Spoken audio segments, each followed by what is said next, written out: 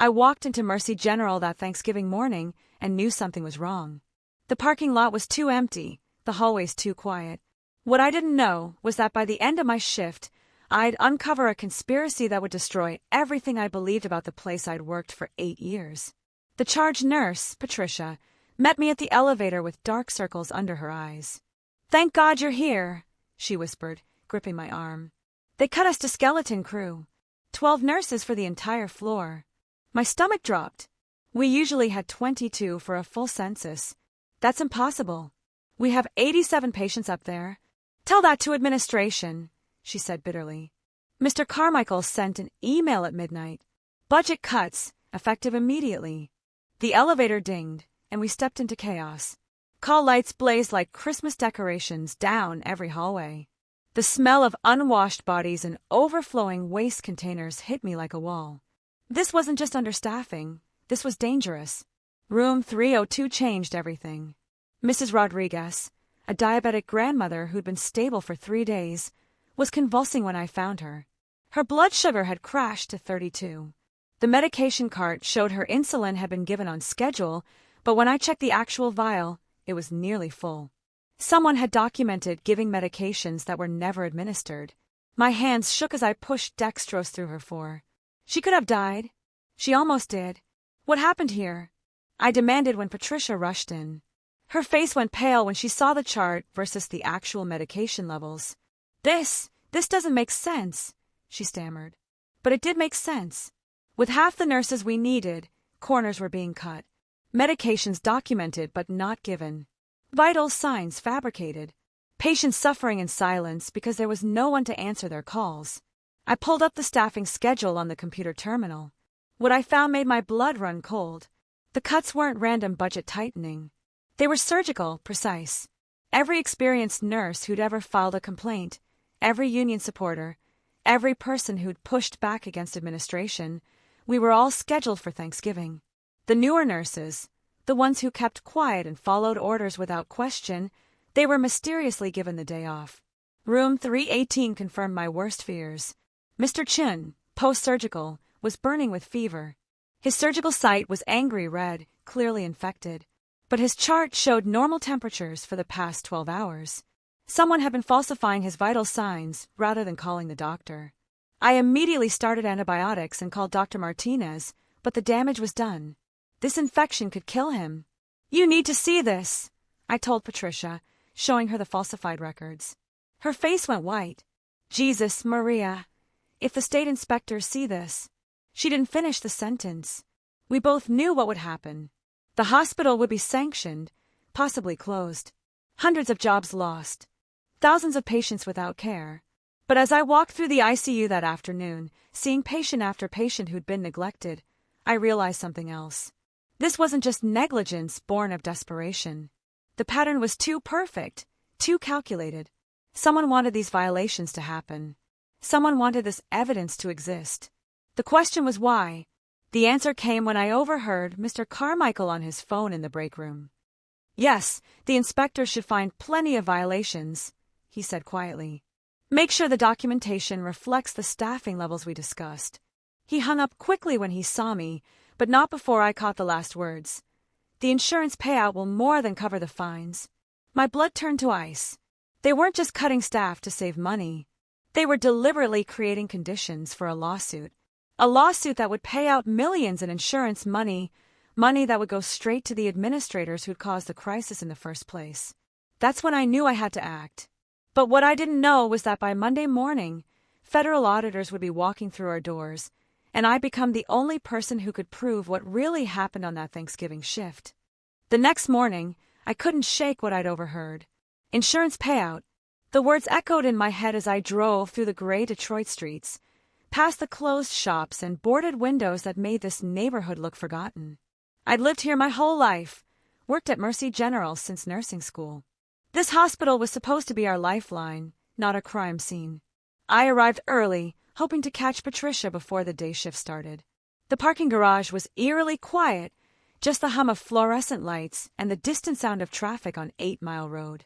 That's when I saw them, Mr. Carmichael and Dr. Harrison, the hospital's chief medical officer, standing by Carmichael's black Mercedes, heads bent over a stack of papers. I ducked behind a concrete pillar, my heart hammering.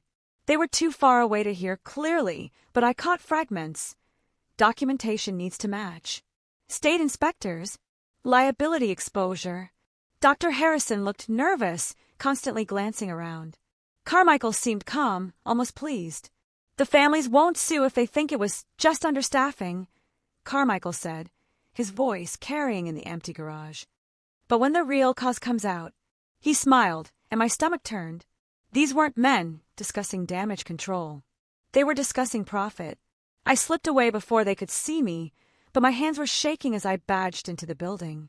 The main hallway smelled like industrial disinfectant and coffee from the cafeteria where Maria, the sweet lady who'd worked there for 20 years, was already setting up for breakfast. Normal life, continuing, while something rotten festered in the administration offices above. Patricia was in the supply room, counting medication vials. "We're missing insulin again," she said without looking up. "Third time this month." I watched her carefully mark the discrepancies in her log. She was being so thorough, so careful. Too careful. "Patricia," I said slowly, "what did you do with the medication records from yesterday?" Her hand stilled. I filed them." "Why?" But she wouldn't meet my eyes. I'd known Patricia for 6 years. She was lying. "Show me," I said. We walked to the medication cabinet, and I watched her face as she pulled out the Thanksgiving files. Every single falsified record had been corrected. Mrs. Rodriguez's chart now showed the correct insulin doses. Mr. Chen's temperatures had been adjusted to reflect reality. The evidence of negligence had vanished overnight. "Who told you to change these?" I demanded. Patricia's eyes filled with tears. I can't," they said. She looked around frantically, then grabbed my arm.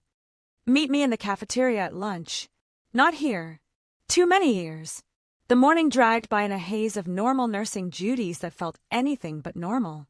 Every administrator I passed made my skin crawl. Every glance between supervisors seemed loaded with meaning. I was seeing conspiracy everywhere, but after yesterday, I couldn't tell if I was paranoid or finally seeing clearly. At noon, I found Patricia at a corner table near the windows overlooking the parking lot. She'd barely touched her chicken sandwich.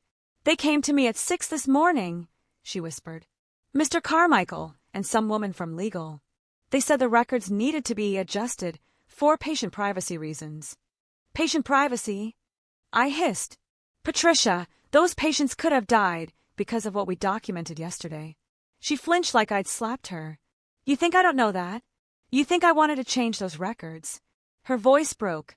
"They have my mortgage information, my daughter's college loans. They know everything about my finances." The threat was clear. Cooperate or lose everything. I stared at this woman I'd respected for years, watching her crumble under the weight of what she'd been forced to do. "What else did they tell you?" I asked. Patricia glanced around nervously. "There's going to be an inspection. Soon. They need everything to look clean." She pulled a small piece of paper from her pocket and slid it across the table. "They gave me this list. Nurses who might be problematic during the inspection." My name was at the top. Below it were 8 other names. All the nurses who'd worked yesterday, all the ones who'd seen the real conditions. The ones who could testify about what really happened. "What are they planning to do with us?" I asked, but Patricia was already standing up. "I've said too much," she whispered. "Just be careful. And whatever you're thinking of doing, don't. They're watching everything now."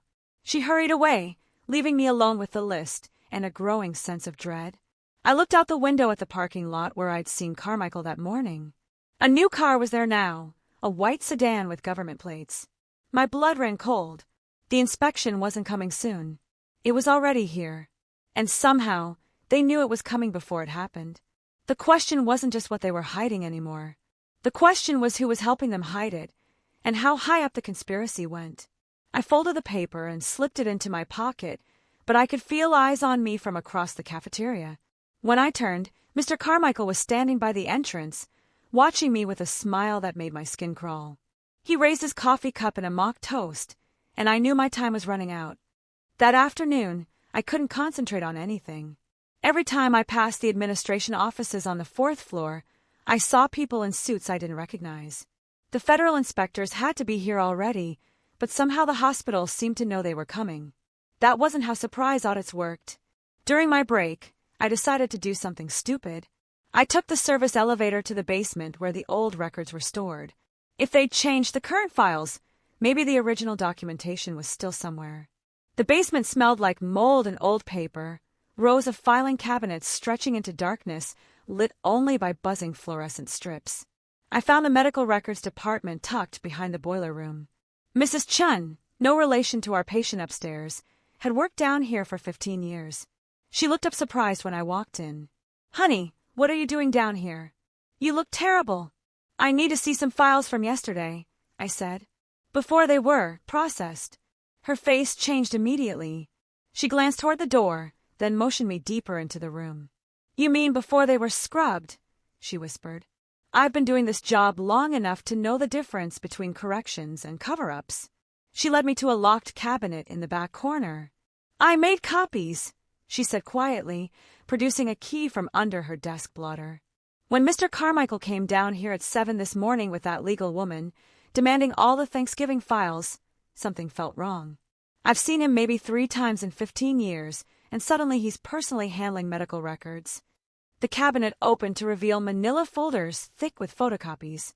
Mrs. Chun pulled out a stack labeled Thanksgiving Shift, Original Documentation. My hands trembled as I opened the first folder. Everything was there: the falsified medication records, the fabricated vital signs, the evidence of deliberate neglect that had been erased from the official files. "There's more," Mrs. Chun said, pulling out another folder. I got curious and started pulling records from other holiday shifts. Labor Day, Memorial Day, 4th of July. Same pattern every time. Skeleton crews, falsified records, patient neglect. But here's the thing. She opened a financial document. Every single one of these incidents was followed by an insurance claim. Malpractice settlements, wrongful death payouts. The numbers made me sick. Over 2 years, Mercy General had collected over $4 million in insurance payouts related to staffing errors on holiday shifts. $4 million that went directly to administration bonuses and emergency operational funds. "Mrs. Chun," I said slowly, "how long has this been going on?" She pulled out a calendar marked with red X's. "Best I can tell, 3 years.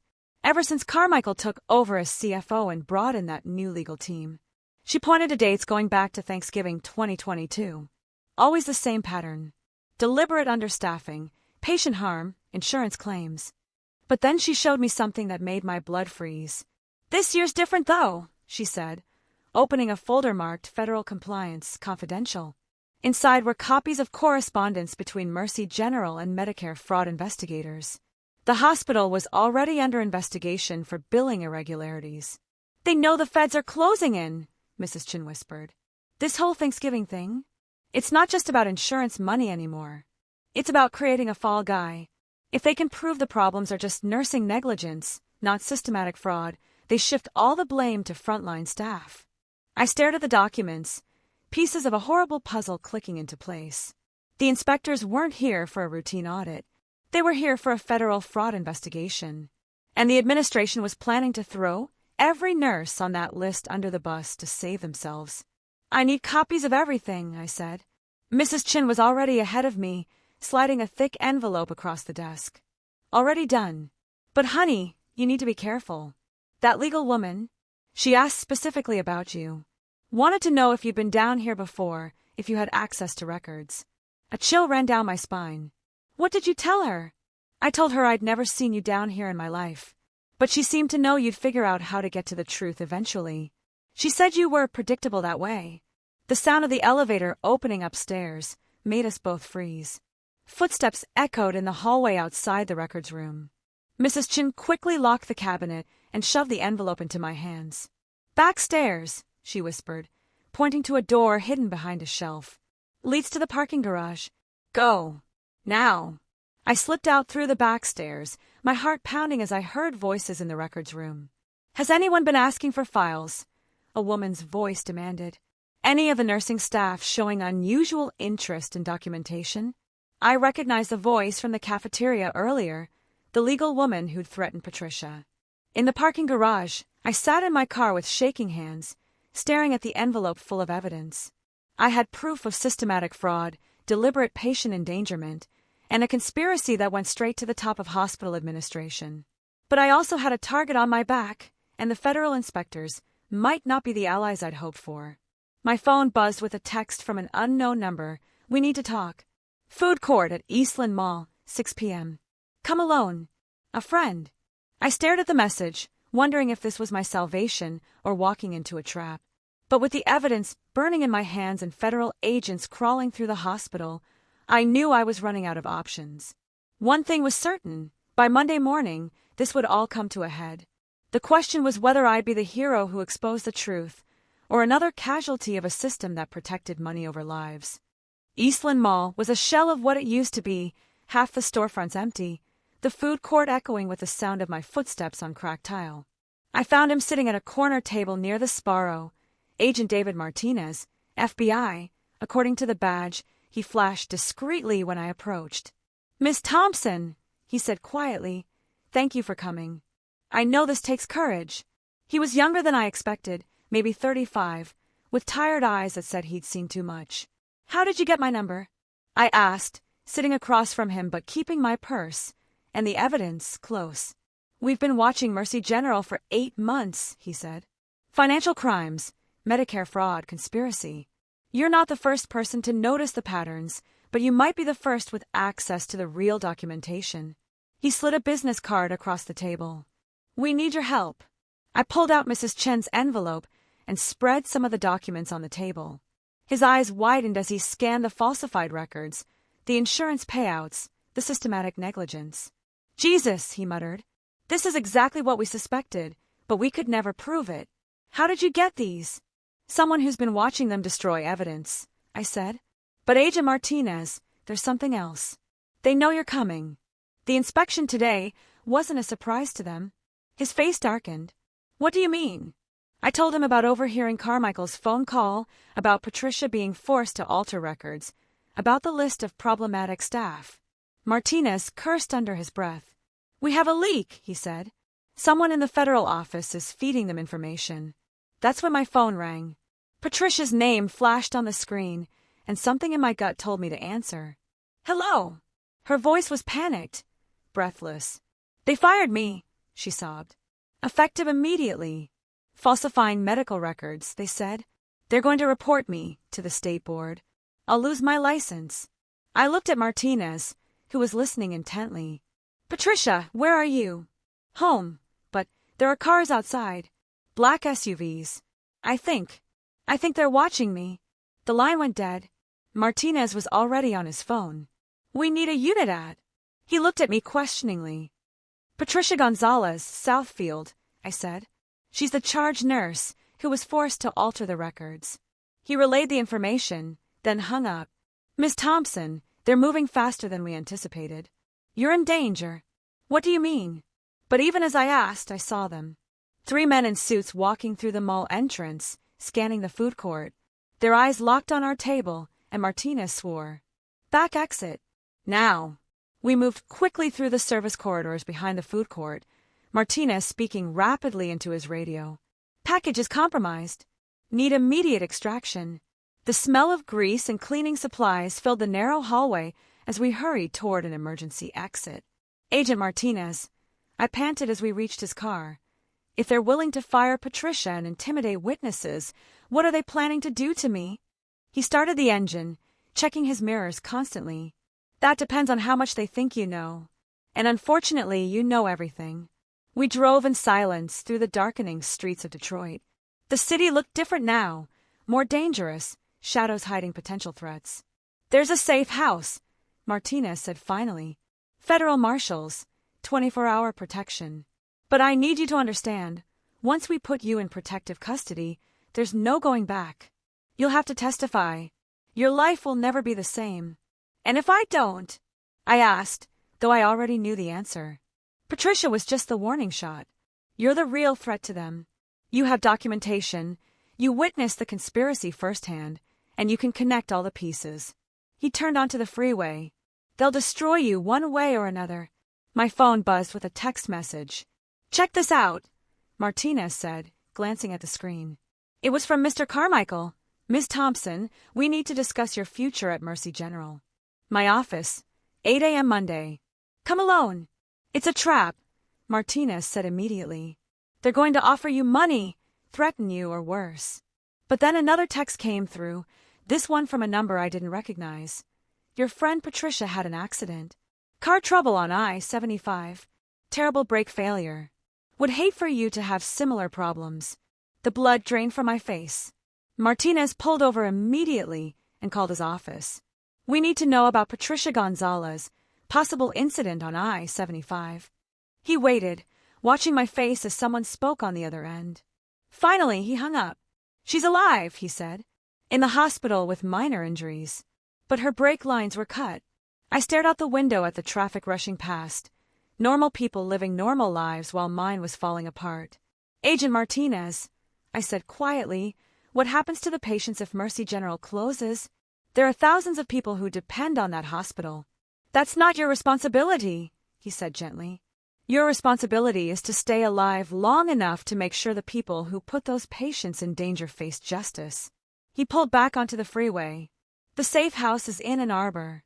You'll be protected there until the trial. But as we drove toward an uncertain future, I couldn't stop thinking about Mrs. Rodriguez, Mr. Chun, all the patients who'd suffered because of administrative greed. I had the power to expose the truth, but at what cost?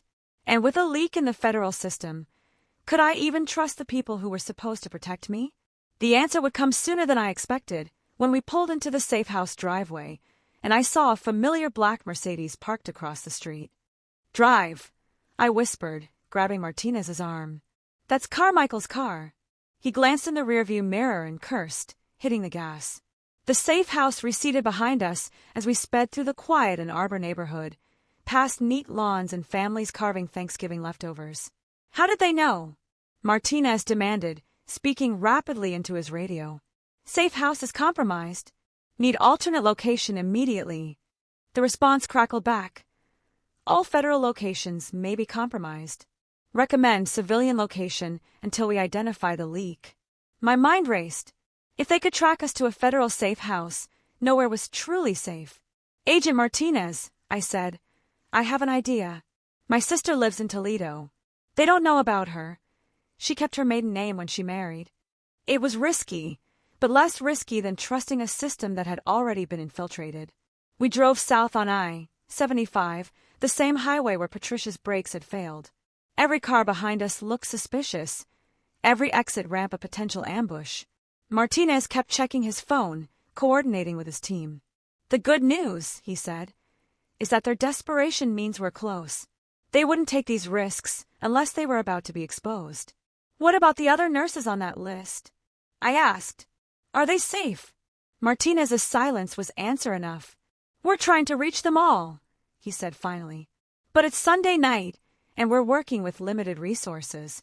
The unspoken truth hung between us. People were going to get hurt because of what I'd uncovered. My phone rang as we crossed into Ohio. Unknown number. Martinez nodded for me to answer. Hello. A woman's voice, shaky and scared. Is this the nurse from Mercy General? The one asking questions. I looked at Martinez, who was recording the call. Who is this? Jenny Walsh. I work in billing. I've been watching what you're doing, and I need to tell someone before they fire me too. My heart started racing. Where are you, Jenny? Home in Dearborn, but I'm scared. They called me in for a meeting tomorrow morning. Same as you. Martinez grabbed his phone and started typing. Jenny continued. I've been processing the insurance claims for the holiday incidents. But there's something else, something bigger. The Medicare fraud? It's not just Mercy General. There are 4 other hospitals in the network doing the same thing. The car swerved slightly as Martinez reacted to that news. 4 hospitals meant millions more in fraudulent claims, hundreds more patients at risk. Jenny, I said carefully, do you have documentation? Everything. Claims data, correspondence between hospitals, even emails about coordinating the timing of incidents. I copied it all before they could scrub the servers. Martinez was already redirecting, heading toward Dearborn instead of Toledo. Can you meet us somewhere safe? I asked. Jenny's voice dropped to a whisper. There's a 24-hour diner on Michigan Avenue, Tony's place. I can be there in 20 minutes. But hurry, I think they're watching my house. Tony's place was exactly what it sounded like. Vinyl booths, fluorescent lights, and the smell of coffee that had been brewing too long. Jenny was in the back corner booth, a young woman with dark circles under her eyes and a laptop bag clutched protectively against her chest. Thank God, she breathed when she saw us. I thought I was going crazy, seeing conspiracies everywhere. Martinez showed his badge and she relaxed slightly. I've been tracking the billing irregularities for months. At first I thought it was just coding errors, but the pattern was too consistent. She opened her laptop and showed us spreadsheets that made my head spin. Look at this, she said, pointing to columns of numbers. Every holiday, same 4 hospitals, same types of claims. Staffing-related incidents, patient harm, insurance payouts. It's like they're following a script. Martinez leaned forward. How much money are we talking about? Jenny's fingers flew over the keyboard. Conservative estimate? 15 million over 3 years. But that's just what I can track. There might be more. She pulled up another screen. And here's the worst part. The money isn't just going to administration bonuses. Some of it's being funneled to offshore accounts. I stared at the screen showing bank transfers to accounts in the Cayman Islands and Switzerland. This wasn't just healthcare fraud, it was money laundering on a massive scale. Jenny, I said slowly, who else knows about this? Her face went pale. That's the problem. I sent a preliminary report to my supervisor last week. She forwarded it to corporate. That's when the random audit was scheduled.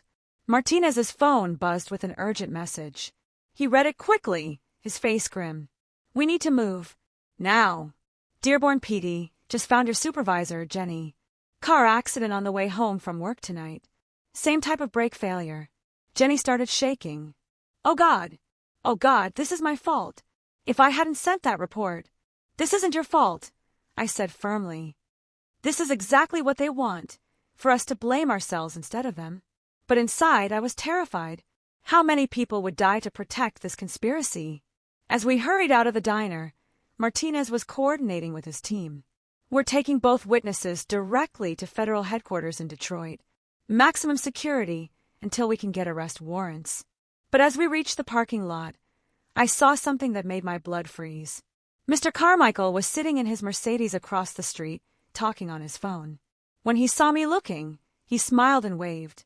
Then he held up his phone, showing me a photo on the screen. It was my sister's house in Toledo.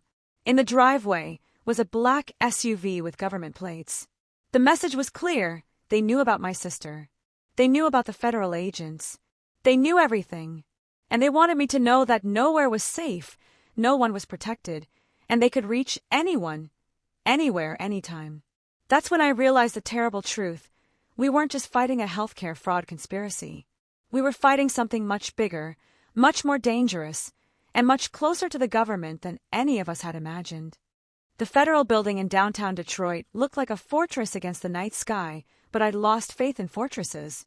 As Martinez led Jenny and me through multiple security checkpoints, I couldn't stop thinking about that photo of my sister's house. They'd found her in less than 6 hours. How long before they found us here? Special Agent Sarah Chen, no relation to our patient or records keeper, met us in a sterile conference room on the 15th floor. We've been tracking this network for 2 years, she said, spreading files across the table. What you've uncovered is the missing piece. But we have a serious problem. She pulled out photographs of documents that made my stomach turn. The leak isn't just someone feeding information to Mercy General. The leak is Assistant Director William Harrison of the FBI Financial Crimes Division. He's Carmichael's brother-in-law, and he's been sabotaging our investigation from the beginning. Martinez went rigid. Harrison signed off on all our operations. The safe house locations, witness protection protocols, everything. Agent Chen nodded grimly. Which is why you're both alive right now. If Harrison wanted you dead, you'd be dead. He needs you alive for something. What do you mean? Jenny asked, her voice barely a whisper. Chen pulled out another file. Tomorrow morning, there's going to be a press conference. Mercy General is going to announce they've uncovered a nursing fraud ring, systematic falsification of records, deliberate patient neglect, conspiracy to defraud insurance companies. You're going to be the ringleader. The room spun around me. They're going to blame the nurses for everything. Not just blame, Chin continued. They have fabricated evidence, false witnesses, even planted documents in your locker and your home computer. By tomorrow afternoon, you'll be the most wanted healthcare criminal in Michigan. I stared at the fabricated evidence spread across the table, emails I'd never sent, financial records showing payments I'd never received, testimony from nurses I'd never met claiming I'd recruited them into the fraud scheme. It was perfect, seamless, and completely false. But we have the real evidence, I protested, pointing to Jenny's laptop and Mrs. Chen's documents. We can prove it's all lies. Agent Chen's expression was grim. Evidence that was obtained illegally, according to Harrison's report. Evidence that will be thrown out of court. Evidence that makes you look even more guilty because it shows how sophisticated your operation was. Jenny was crying now. What about my billing records? The insurance data? Falsified by the nursing conspiracy, Chin read from a file. Jenny Walsh was an unwitting accomplice, manipulated by the ringleader into creating fake billing records to support fraudulent claims. The elegant trap was becoming clear. Every piece of real evidence we gathered was being twisted to support their false narrative. Every witness who could contradict their story was being silenced, discredited, or worse. So what do? I asked. Chin leaned forward. We disappear you. Both of you. New identities, relocation, federal protection. You live quiet lives somewhere far away and never speak about Mercy General again. She slid 2 thick folders across the table. These are your new lives. Study them tonight. I opened the folder. Sarah Mitchell, age 38, nurse practitioner in rural Oregon. A whole new history, education records, work experience. It was comprehensive and completely fake. Just like the evidence against me. And if we refuse? I asked. Then tomorrow morning, you'll be arrested on federal fraud charges. You'll spend the next 20 years in prison while Carmichael and his network steal millions more from Medicare and put thousands more patients at risk. Chen's voice was matter-of-fact. Those are your options. Martinez had been quiet through all of this, but now he spoke up. There's a third option. Both Chun and I looked at him. We go public. Tonight. Social media, news outlets, everything. Get the story out before they can spin it. Chin shook her head. Harrison will have it suppressed within hours. National security concerns, ongoing investigation, protection of witnesses. The public will never see it. She stood up.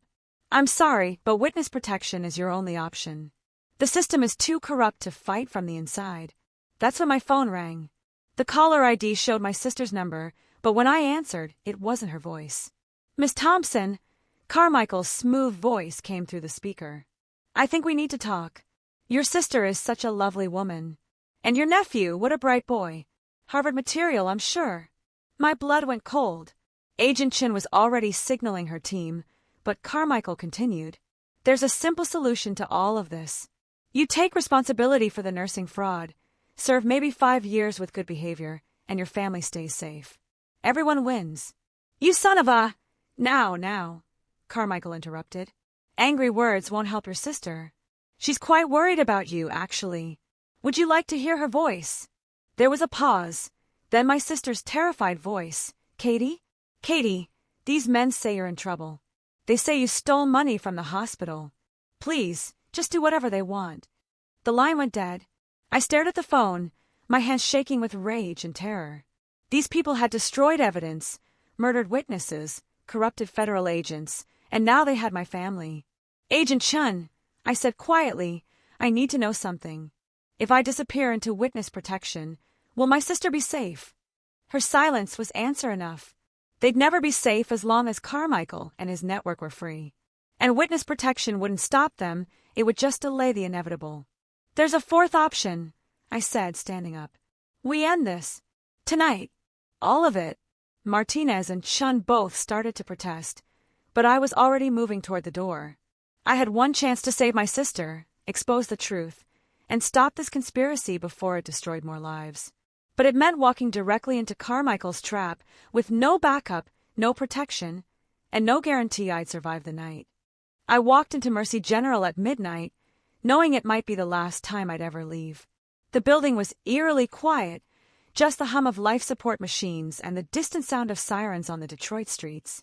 Carmichael was waiting in his office on the 4th floor, sitting behind his mahogany desk like a king holding court. "Miss Thompson," he said, gesturing to the chair across from him. "Thank you for being so reasonable."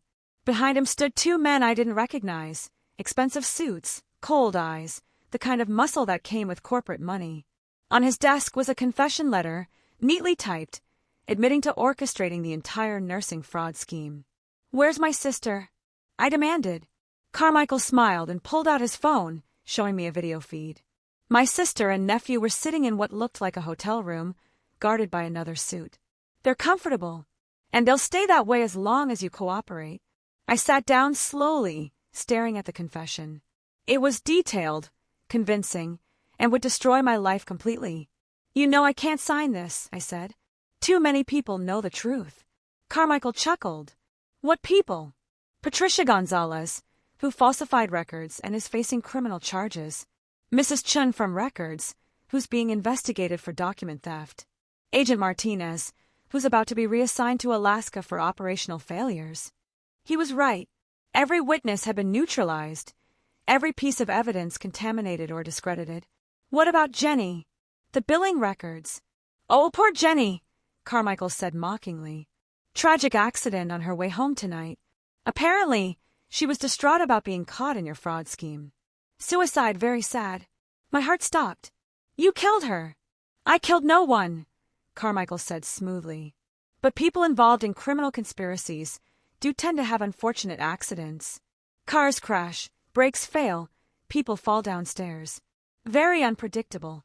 That's when I realized the truth that had been staring me in the face all along. This wasn't just about insurance fraud or Medicare scams. This was about power, about a network so deeply embedded in the system that they could kill federal witnesses, corrupt FBI agents, and destroy anyone who threatened them. "How many hospitals?" I asked. 17, actually, Carmichael said proudly. "Across 6 states, we've turned healthcare fraud into an art form. Systematic, profitable, and completely untouchable." He leaned forward. "Do you know how much money flows through Medicare every year? We're taking maybe 1%, a rounding error in the federal budget, but enough to make us all very comfortable." "And how many people have died for your comfort?" I asked. Carmichael's expression didn't change. "People die in hospitals every day. We just make sure their deaths are profitable." He pushed the confession toward me. "Sign it, and your sister goes home to Toledo tomorrow. Refuse, and she joins the unfortunate accident statistics." I picked up the pen, my hand shaking. Everything I'd worked for, everything I'd believed in, was about to be destroyed by my signature. But as I stared at the document, I saw something that made me smile. Carmichael had made one mistake. He'd underestimated Mrs. Chun from medical records. "You know," I said conversationally, "for someone so clever, you really should have checked the basement more carefully." Carmichael's smile faltered slightly. "What do you mean?" I reached into my jacket pocket slowly, making sure his men could see my hands. "Mrs. Chun didn't just copy the Thanksgiving records. She copied everything. 3 years of documents, financial records, correspondence between all 17 hospitals." "Impossible," Carmichael said, but uncertainty crept into his voice. "We scrubbed all the servers, collected all physical files. I pulled out a small device, a wireless transmitter that Martinez had given me in the car. She uploaded it all to a secure server before we ever met. And 30 minutes ago, everything was simultaneously released to the New York Times, Washington Post, FBI headquarters, and the Centers for Medicare Services." Carmichael's face went white. He grabbed his phone, frantically making calls. "It doesn't matter," he said desperately. "You still sign that confession, or your sister dies." But I was already standing up. "Check your news feeds, Mr. Carmichael. The story's already breaking." On cue, sirens began wailing outside the hospital. Through the window, I could see FBI vehicles surrounding the building, agents rushing through the main entrance. Carmichael's phone started ringing constantly. Lawyers, board members, government officials, all realizing their carefully constructed conspiracy was crumbling in real time. "You stupid woman," he snarled, reaching for a desk drawer. "You've destroyed everything." But before he could pull out whatever weapon he kept there, Agent Martinez burst through the office door, gun drawn. Federal agents! Nobody moved. The arrest happened quickly after that. Carmichael, his muscle, Assistant Director Harrison via phone conference. Within hours, similar raids were happening at 16 other hospitals across 6 states. The conspiracy that had seemed untouchable 12 hours ago was unraveling with stunning speed. My sister was safe. The guards had abandoned her the moment the news broke, more concerned with their own escape than maintaining leverage over a dead conspiracy. Patricia got her job back and immunity for her testimony. Mrs. Chun became a federal hero, the little records keeper who brought down a multi-million-dollar healthcare fraud ring. As I write this, 6 months later, I'm still a nurse at Mercy General, a very different Mercy General. New administration, federal oversight, and a renewed commitment to actual patient care. The insurance payouts are going to patient compensation funds. The falsified records are being corrected. The system is healing, slowly but surely. Carmichael got 25 years. Harrison got 30. 17 hospital administrators across 6 states are facing federal fraud charges. The total recovery is expected to exceed $50 million, money that will go back to Medicare and patient care instead of offshore accounts and administrative bonuses. But the real victory isn't the money or the convictions. It's Mrs. Rodriguez, who recovered fully from her diabetic crisis. It's Mr. Chun, whose infection was caught early enough to save his life.